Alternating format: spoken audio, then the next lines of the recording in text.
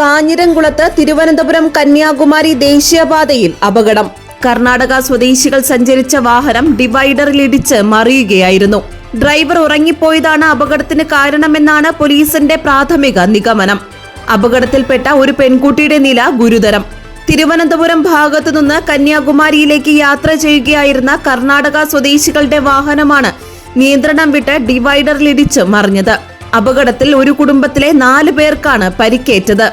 പോലീസിന്റെ പ്രാഥമിക അന്വേഷണത്തിൽ ഡ്രൈവർ ഉറങ്ങിപ്പോയതാണ് അപകടത്തിന് കാരണമെന്നാണ് വ്യക്തമാകുന്നത്. കർണാടകയിലെ ചിത്രദുർഗ ജില്ലയിലെ പിള്ളേക്കർ ഹള്ളി സ്വദേശികളായ രമേശ്, ഭാര്യ അന്നപൂർണ, മകൾ ദീപിക, മകൻ പ്രീതം എന്നിവരാണ് അപകടത്തിൽപ്പെട്ടത്.